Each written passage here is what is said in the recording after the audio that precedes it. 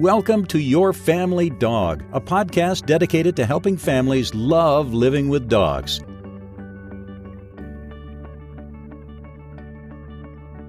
Welcome back to Your Family Dog podcast. I'm Tina Spring, and I'm joined by my co-host today, Julie Fudge Smith, and we're stoked to have Dr. Ryan Yamka with us.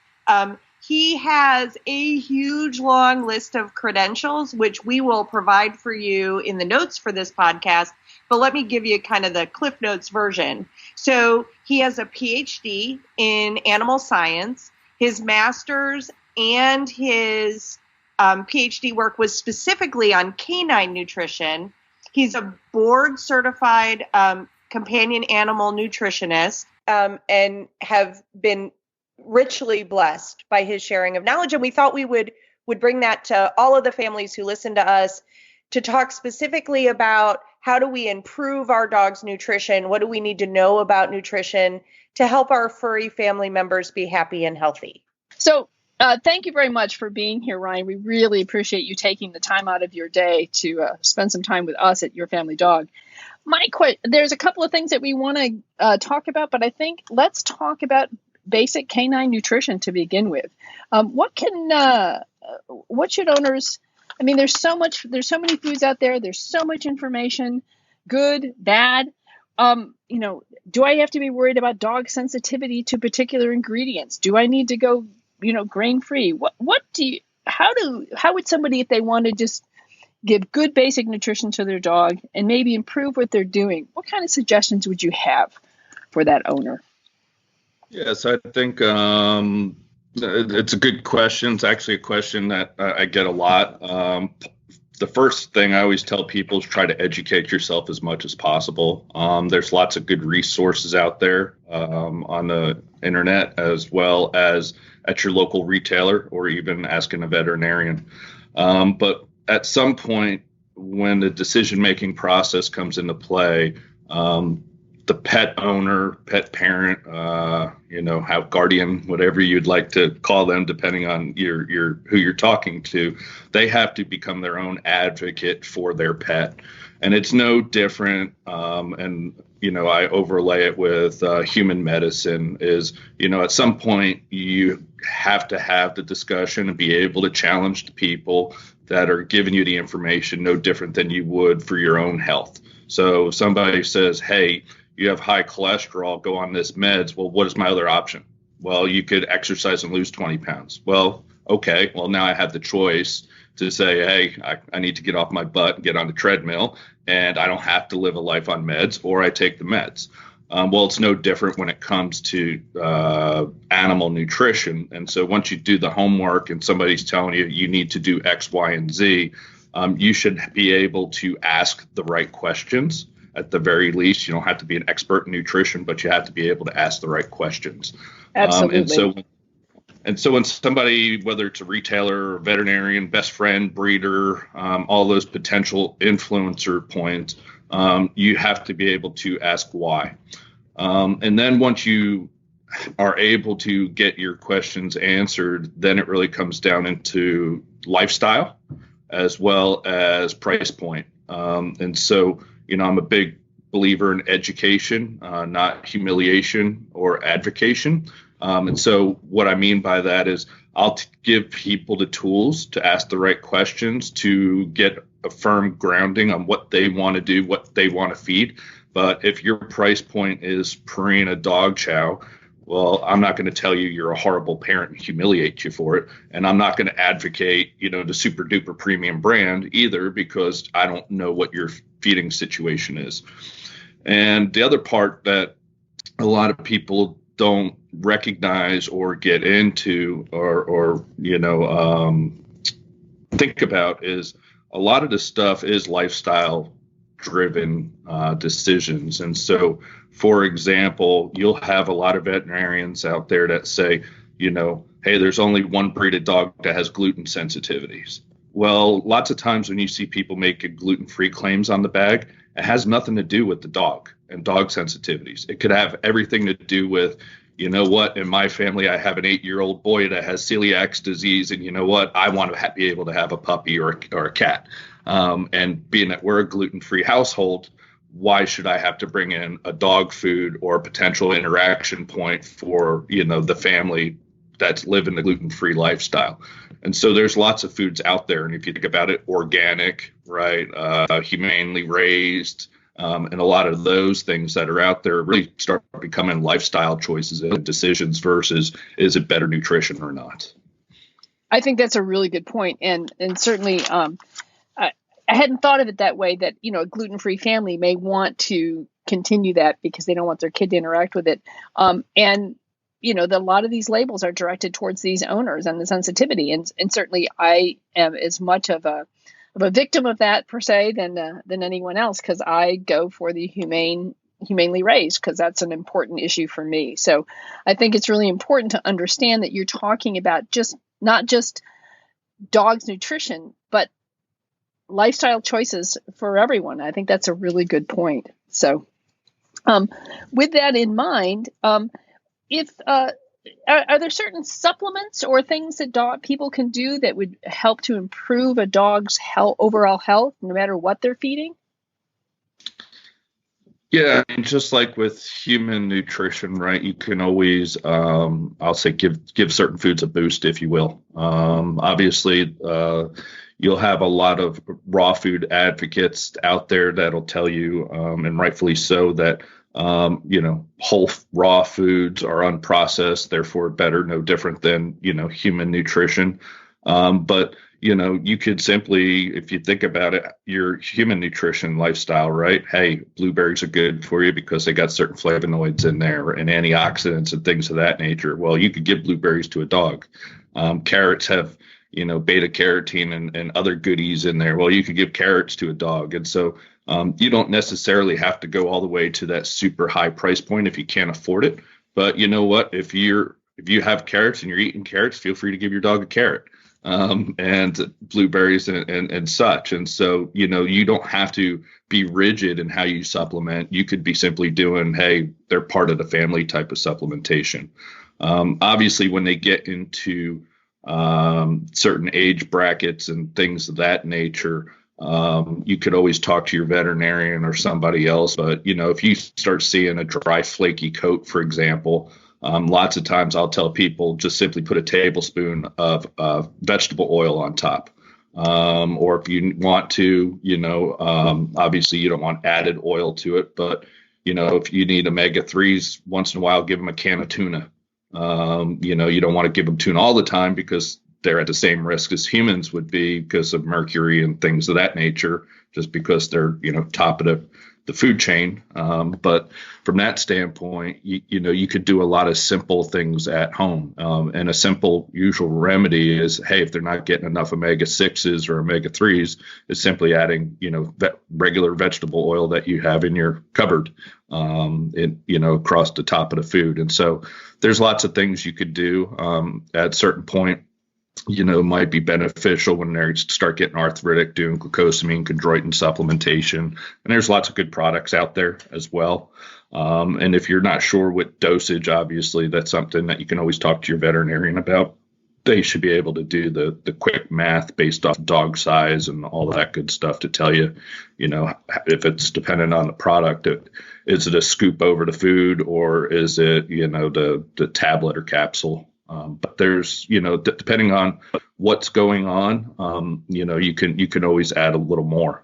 And, antioxidants never hurt anybody. And obviously in moderation, you can at some point tip the scale. But, if you're giving them blueberries or strawberries or whatever, as part of what you're eating, or broccoli even, there's added benefits to those, to the critters as well.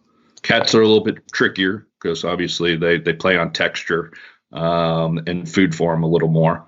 And put that in perspective, you can have the same type of kibble, and if it's 8% moisture versus 6% moisture, going up to that 8 is actually enough to reduce palatability in cats. So they get a little more here. So typically with cats, you got to start them out early as kittens with introductions to new foods and stuff, so they get used to it, and make it part of their lifestyle. And kind of like they kids. Just don't get. They're exactly like kids. Yeah, So our you cats, Go ahead, Our Tina. cat was struggling with weight, and we were already on really high quality feed and had reduced it back and reduced it back. And eventually one of my vets said, okay, let's switch to wet. And then it was, okay, you know what? She actually said to me, I can't believe I'm going to say this, let's switch him to raw. And it's been unbelievable, the difference in body condition for this cat. Like that last bit of weight that we were struggling to get off of him, we got off of him. His, like, everything changed. His body condition changed. He thinks he's a puma. So I was really like, I had always been careful about his nutrition, but we had slowly moved toward things that were hopefully safer for kidney disease, because that's such a big issue in the cats, and getting weight off of him. And it was really pretty stark, the difference in how he looked once he went onto a freeze-dried raw diet. It was amazing. Now, he's more expensive to feed than our 4 dogs combined, but Sure. I easily could feed our 4 dogs food that usurped and eclipsed the cost of feeding the cat too. So, Ryan, you talked about some online resources. Can you either here in the call point us to some, or give us kind of a short list that we can do as an addendum in the notes for good, reputable sources? Because I think I worry a little bit about, on the internet, you can read all sorts of craziness. Sure. I'd like to try to provide credible. Yeah, so there's one.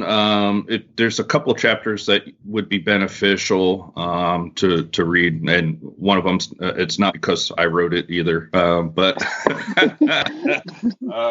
if you actually go to and you could download it, the PDF free, but this book right here, Small Animal Clinical Nutrition, 5th edition. There's actually a chapter in there where I was co-author on. It's called Macronutrients. And I can tell you really quick what chapter it is. It is, bear with me here. When your wife's arguing with you about something, do you go, hey, I wrote the chapter in this desk reference? She doesn't care. Even though I've got it's actually chapter 5. So Okay. that when you look for it, if you go to the Mark Morris Institute page, you should be able to download the PDF for free.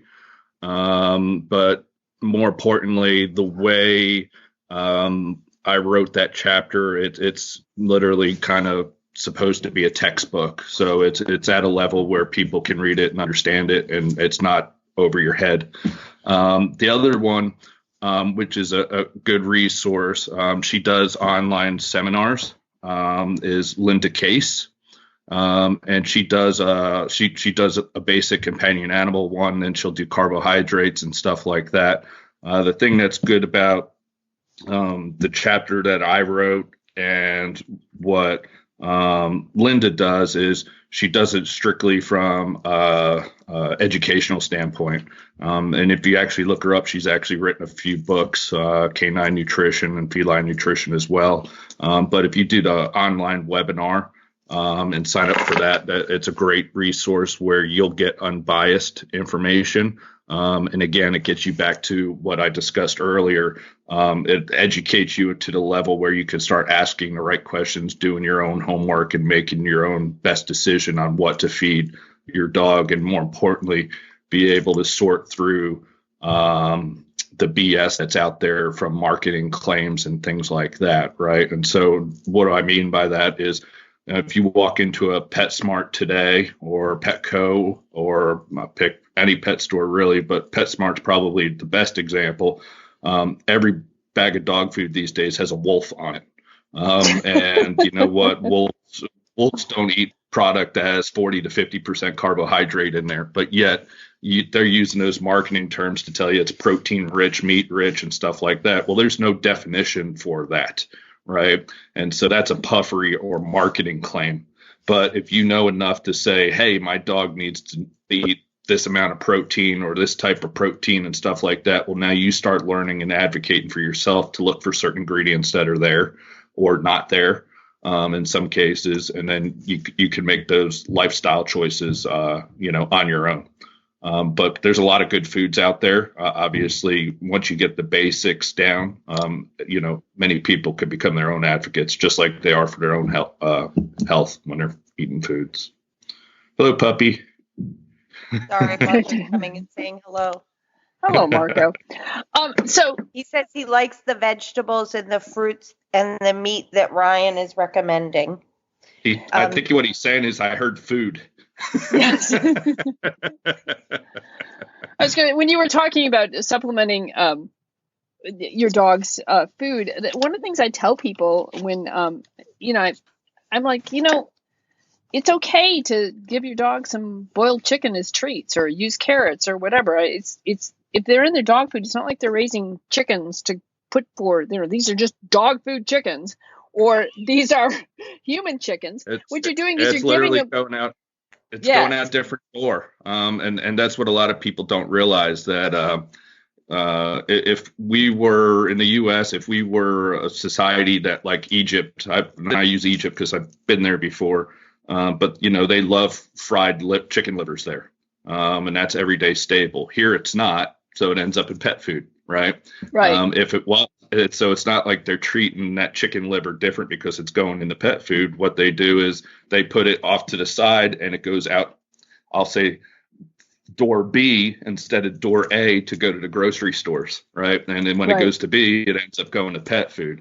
And so you don't necessarily follow all the quality chain as you would for human food. But to your point, that chicken liver or that chicken meat is no different than, or should be no different. Obviously, there's certain companies that, give the industry a bad name, and, for legal reasons, I won't name them. Obviously, people can see who has the most recalls and what kind of euthanasia drugs are in their foods and stuff like that. But the industry, by and large, follows at that separation point from human food. It follows that quality control, basically because of the Food Safety Modernization Act. And so we follow a lot of practices that, the human food supply chain does. Right. So kibble or whatever else they're making with it. Right. And people get concerned that, if I feed my dog human food, then he'll learn to beg. I'm like, and I can teach your dog to beg at the table using kibble, man. It's location. But when you're saying that, like this morning, my dog shared my banana from my cereal. They just love banana. So everybody gets a couple pieces of banana. And, if I drop some blueberries on the ground or I throw them some carrots, green beans are another favorite I found out amongst my dogs. So I kind of feel like none of this stuff is going to, there are certain fruits that will harm them, like no raisins, no grapes. Correct. But things like, blueberries and carrots and green beans and all this stuff, it makes the other thing is it makes a nice low-cal snack as well. So if you have a dog that has weight issues, but you need a treat, carrots and green beans are great ways to go. And they're not going to cause any problems. And my dogs love them both raw and cooked. So, absolutely. As far as, I know that there's so many issues today about whether or not we should be feeding dogs carbohydrates. And I was wondering if you could address that issue, because that is seems to be a hot button right now.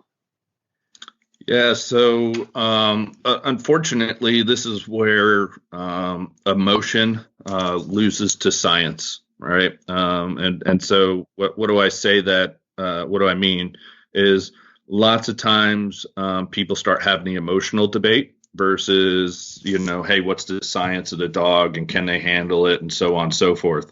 The reality of it is they can handle it. They can digest it. You can make a food that's very highly digestible with carbohydrates, but the reality of it is do they need them? The answer is, with the exception of some glucose that's required for, brain activity and stuff like that, they can be primarily on a low carbohydrate food. The reality of it is because of the kibble industry and how it was designed. And keep in mind, the extruders that we use today were literally back in the day the same extruders, and they are to some extent today, that you make cereal out of, right? And so they weren't designed really to be pumping out meat cubes. They were designed to make carbohydrate puff type stuff. And I hate to use the analogies of either corn puffs or Fruit Loops, but it's similar textures, if you will, and puffiness. But to hold that kibble together, typically you have to be 25% or better carbohydrate in that kibble, and that's by design. And when you actually look at different kibble structures, and you can see the size of the kibble, usually the bigger, puffier ones by design are going to have higher carbohydrate content in there. And when they're doing that, yes, that carbohydrate can be utilized by the dog or the cat, but it's really there for food science reasons. And so if somebody tells you, hey, I've formulated this amount of carbohydrate because it's for the dog's or cat's benefit, I'm willing to call BS on that, because, they couldn't make that kibble if there wasn't that much carbohydrate in there. And that's just the reality of it. Now, when you get into other food forms, you're not going to see by design that much carbohydrate in there because they don't need it. And so if you see, obviously, a raw food, they're going to make it. It is what it is, and it's a patty or whatever, and it gets frozen, or they make it into a chub, and it looks like ground beef for argument's sake, and then freeze dried as well. They cold extrude it and then they form it, and it is what it is. And so they don't need it to have those characteristics either. And so lots of times when you see carbohydrate in either a raw or freeze dried type of material, they're using it because it's actually supplying vitamins and minerals and not necessarily the carbohydrates or sugars. Okay. And so you're not going to, so when you see, for argument's sake, and I'll use our food as an example, when you see sweet potatoes on my ingredient list, I can tell you today that it's at 3.5%. The rest of the product below that is there, obviously, for vitamins and minerals, and I'm at 85% meat in the product. I don't need it because it gets cold formed and then it gets freeze dried, and it obviously holds its shape. But if I was doing that in an extrusion situation, I would have to go higher carbohydrate. Now, there are certain groups out there that are starting to look at the research of, is raw better, healthier than kibble diets and things of that nature, but there's really no data scientifically to date. There's a lot of anecdotal data, better coat quality, smaller stool volume, things of that nature. But typically, for argument's sake, with that much carbohydrate comes much more fiber. And as a result, you actually decrease digestibility. And so consequently, you actually have to feed more kibble than if you were feeding raw or freeze-dried foods. Okay. Well, that is a lot of information, but good information. I just kind of think it's most of the stuff that most people haven't really thought about. They don't really know how food is formed, and the options that they have can be very confusing. And they think to themselves, well, it's not that I don't want the best for my dog, but my last dog did pretty well on this stuff. So, why shouldn't this dog do well on this? So the other thing I wanted to ask you about was the reason for exotic ingredients. Like, for example, Signature, I think it is, offers a food that has the meat source is basically kangaroo, or there's goat, or there's a variety of exotic meats. And I know that people will think, maybe I should move in that direction. But I was wondering, my thought on that is, if your dog is not having problems with standard food such as pork, beef, or chicken, and is just fine, not showing any sensitivities, maybe you should save the exotic foods for the chance that your dog may develop a sensitivity to more common products. Because if you use it now and your dog develops a sensitivity, you're losing options for the future. So I was wondering what you thought about some of these exotic ingredients.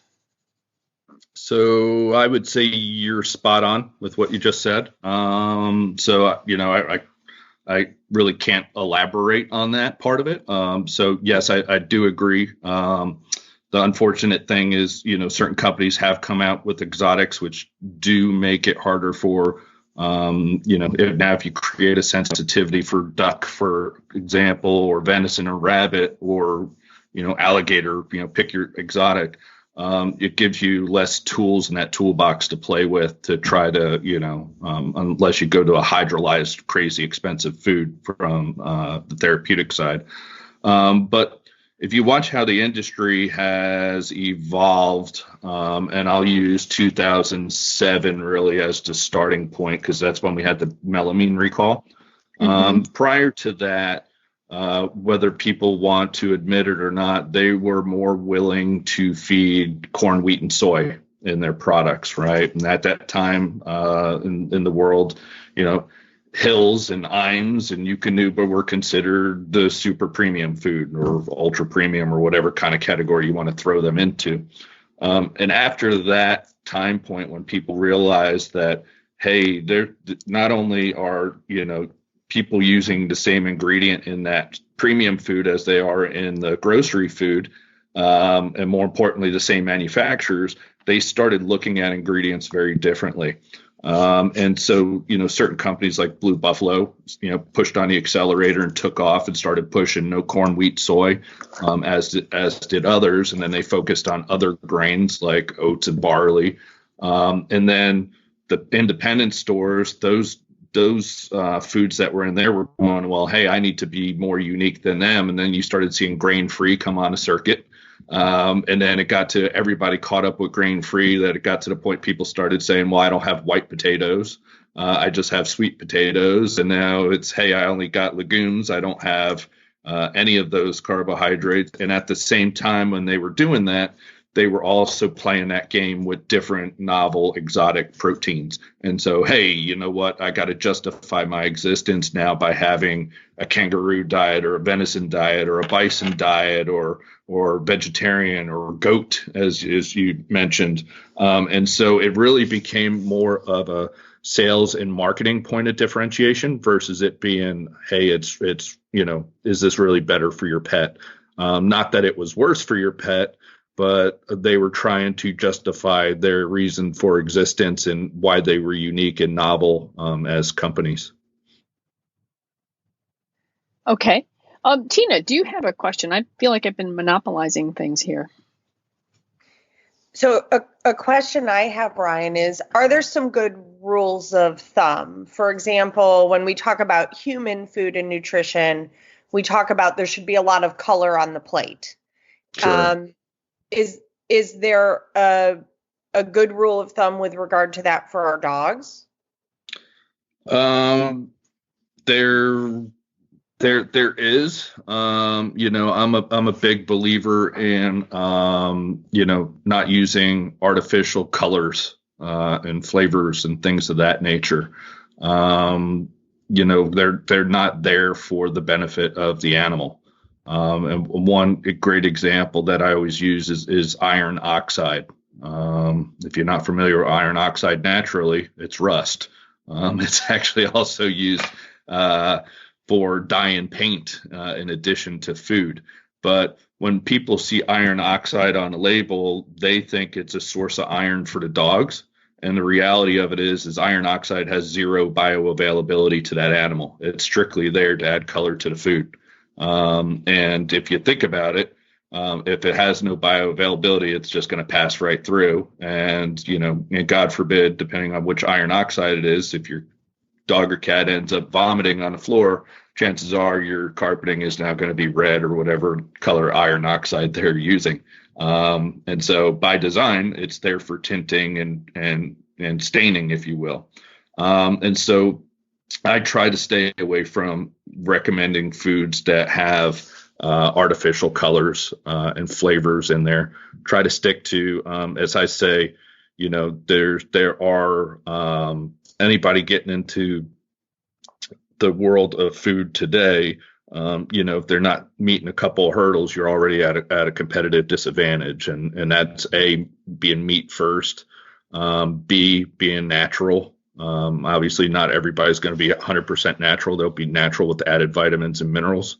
But beyond that meat first, what I typically look for is, and then a good indicator is, how much meat is going to be in that product is, what's coming in after that. Well, if I end up seeing a lot of plant protein sources or meat protein sources like meals, then I know they're playing the meat game from a marketing standpoint. And then you got to question, okay, well, what am I paying for at that point? And paying that super premium price doesn't necessarily mean you're getting a super premium food. And so, what people can do additionally, if they're looking for certain components, and you actually see it a lot in the PetSmarts and Independents, they'll tell you they hate it because, they always have to face the products properly, right? The front of the packaging facing out or front of the packaging facing up on the size of the bag.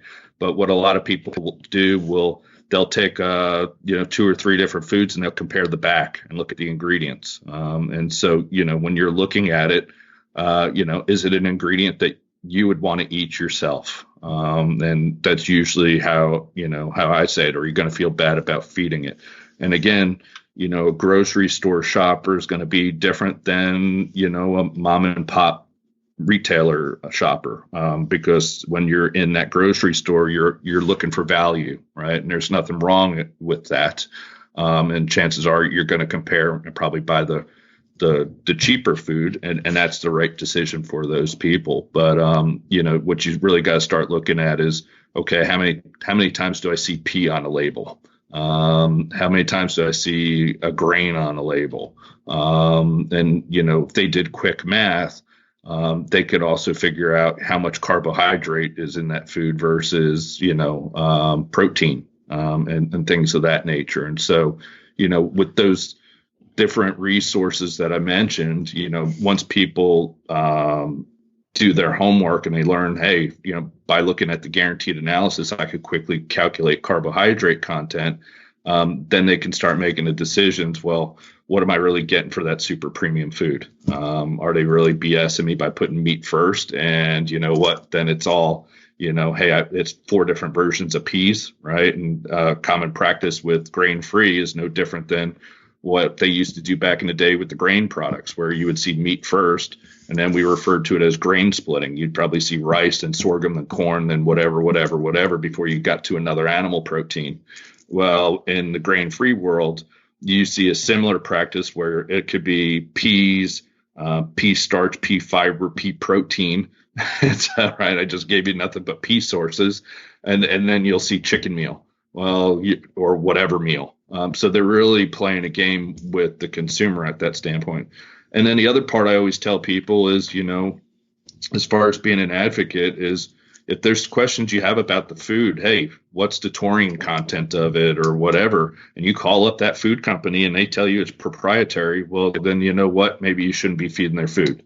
Because you know what? If you took that food and sent it to a lab, you would know what that taurine content is. And so it's not proprietary, right? So Ryan, assuming that they can get their pet food company to give them an answer, right? Which is a big assumption, but assuming that could happen, what kind of numbers is somebody looking for taurine or L-carnitine? Yeah, so what I typically focus on is if you're worried about the food, especially in the grain-free world that we live in today, and some veterinarians believe it's tied to dilated cardiomyopathy or DCM. There's no data to show that cause and effect. But what I tell people is call up the company, and if you're worried about it, ask them for total dietary fiber values. And total dietary fiber is not what you're going to find on the bag. What you find on the bag is crude fiber. So they're 2 totally different things. If total dietary fiber exceeds 10 to 12% on an analyzed basis, not predicted, but they actually went and tested it, then I would ask them, okay, do you supplement taurine, or what is your analyzed taurine levels in there? And typically, most foods, when they're supplementing in taurine, will come in at probably about 1,500 parts per million, or 0.15%, or zero point 0.1, usually somewhere in that range. Obviously, digestibility will play a role in that. And if you're looking for carnitine, typically if they're adding it to the food, or again with taurine, typically they are too, they'll actually guarantee it on the label. And so if you're concerned, look for the guarantees. If they don't have guarantees, then call and ask. Most of the time, carnitine will range anywhere when it's supplemented from 150 parts per million to 300 parts per million.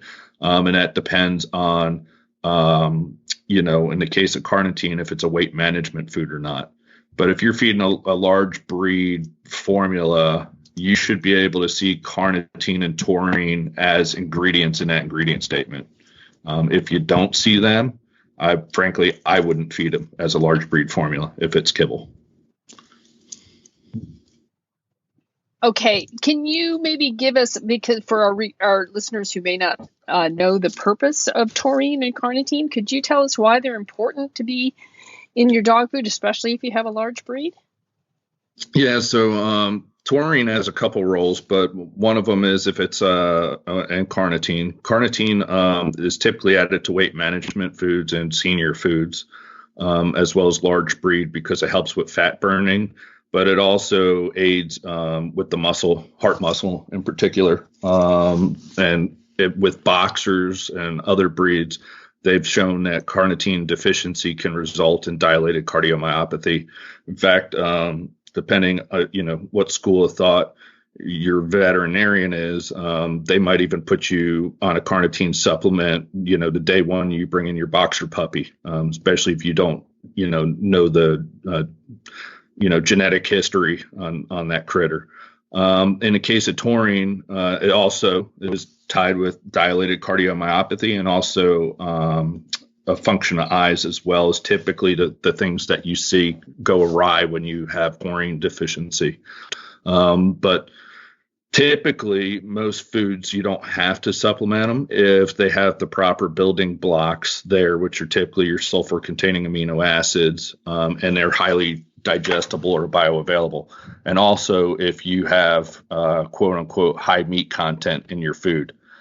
So you'll see raw foods in particular, if they shouldn't in theory be adding taurine or carnitine, because it should be coming along in the meat and the heart muscle in particular. Some people will tell you, hey, I shake my head and roll my eyes with this, and I've heard it too many times that I can't laugh about it anymore, is people recommending, hey, you know what, you need to add grains to your grain-free food because, because of dilated cardiomyopathy. And the reality of it is no plant sources carry taurine, period. Whether they're grains or not, or vegetables, legumes, whatever, they literally don't analyze any taurine in there. You're only going to get it from animal sources. And so with that, or obviously from the supplement taurine. And so if somebody's feeding a grain-free food and they're truly worried about taurine levels, they can always have their veterinarian measure blood taurine, and they could always put them on a supplement. And for argument's sake, it's pretty goof-proof to taurine supplement with your vet, which at some point, what happens when you meet your status or your needs, you just make expensive urine, so you don't have to worry about going overboard on that. It's kind of like vitamin C, or water soluble vitamins. It's you can pump yourself up with a bunch of vitamin C when things like coronavirus is going on, but you know what, you're really just making expensive urine at that point. So can people overdo adding too much meat or veggie to or fruits to their dog's food, assuming that they've researched and made sure that, it's not grapes, it's not something that's toxic to dogs? Yeah, as long as it's not harmful ingredients, it's fairly goof-proof. Especially when you have the raw foods that are already pre-made, obviously, they're 100% complete and balanced. But if you're doing it at home, it can be tricky.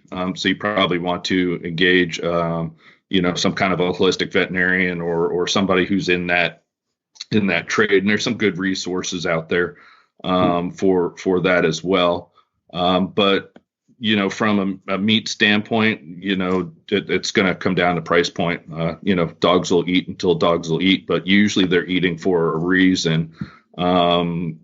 If you think about, and I used when I had one dog as an example, I fed her like a cat. And because day one, when she was a puppy, she knew the food was there. She never overate. And so you'd hear 2 o'clock and 3 o'clock in the morning, she'd be eating kibble. And then she'd go back to sleep, and she was lean. She was very lean. But once I introduced a second dog and there was competition for the food, if that same big bowl of food, she would have wolfed down immediately because, she's playing in that mode of feast or famine. Right. And so the mindset changes. And so from that standpoint, it depends how you feed them, where you feed them. I always feed my dogs separately, just so there's no food aggression. Not that there would be, but I don't want to be in that situation, especially kids in the house. But, with regards to too much meat, the answer is no, especially if you're feeding it in the raw form, because actually 75% of it's water. A lot of people don't realize that.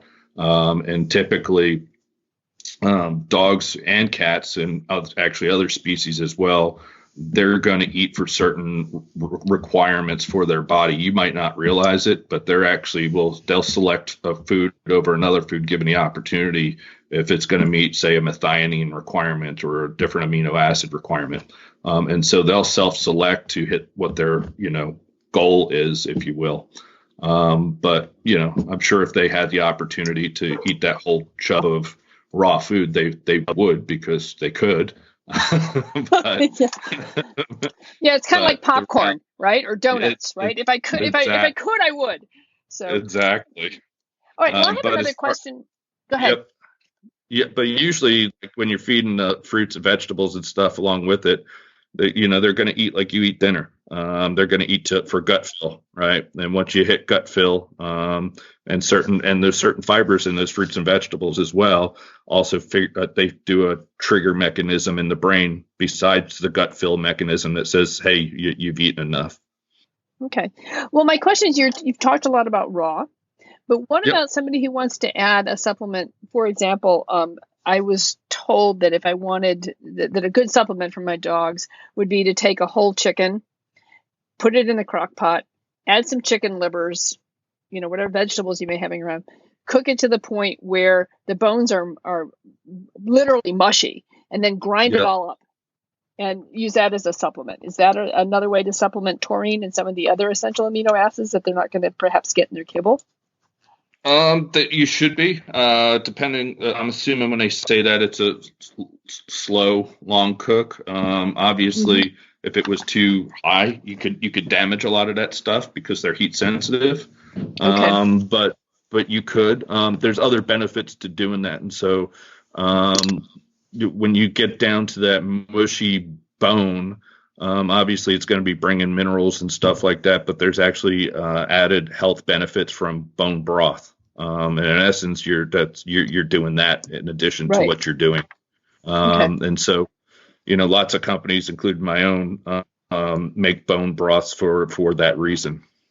Okay. Yeah. Well, I make bone broth too. And so when I'm, it's great. And sometimes if I have extra bone broth, I'll cook the chicken in the bone broth just to sort of add some extra nutrients. Okay. Well, that's another thing, because I think some people are also, and understandably so, can be a little concerned about having that much raw food and how to handle it correctly, and having, raw food around kids, and, salmonella danger. And so I think there's some handling.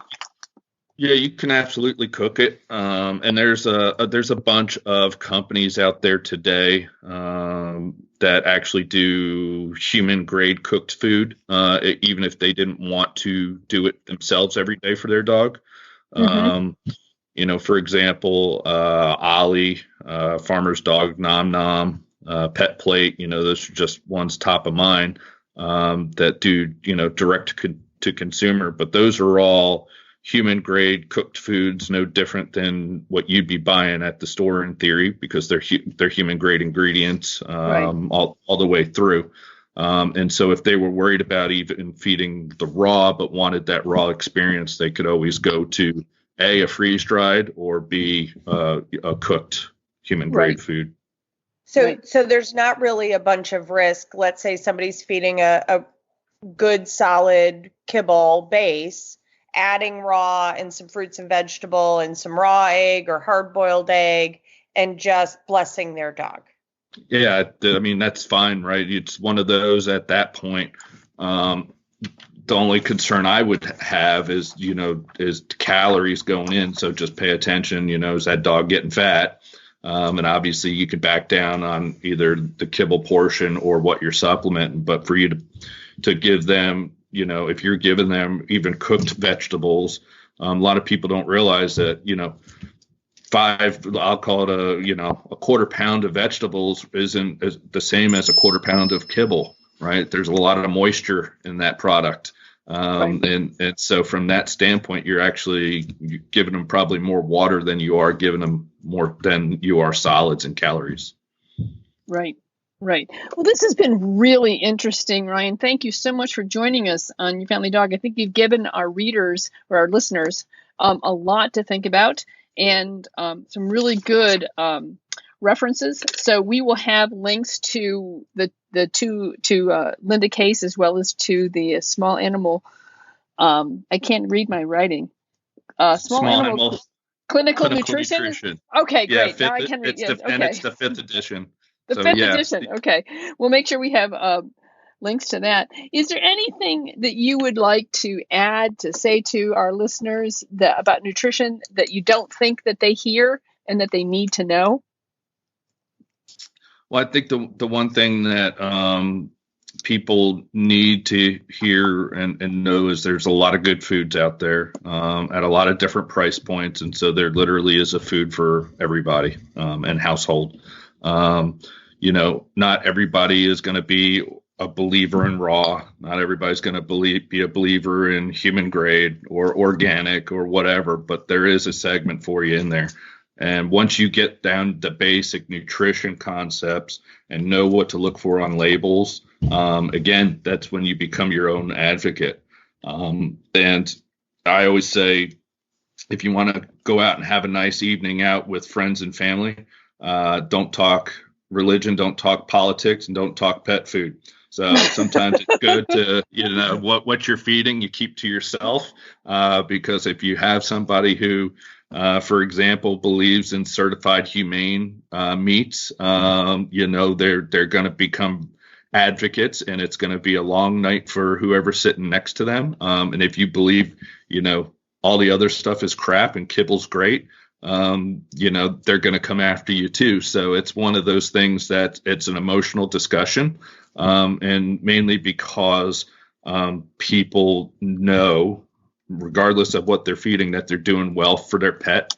They don't want to be told that they're harming their pet. And a lot of people need to keep that in mind. So it's not necessarily an argument about whose food's better. People need to take a step back and realize what you're saying is you're treating your dog badly and I'm treating my dog better. And that's where the emotion comes into the conversation versus the science and education part of it. Very good advice. Very good advice. Yeah, great. That's great advice. And on that vein, I'd really like to have you come back to your family dog again and have just a straight up conversation about dilated cardiomyopathy and DCM and kind of all of the banter and excitability that's currently swirling around that topic. So I hope you'll be willing to come back and chat with us about that next time. Absolutely. Anytime. All right. Thanks. Thanks, Ryan. Thank you. Thanks for listening to Your Family Dog. Got questions? Interesting ideas? Visit www.yourfamilydogpodcast.com to share your thoughts.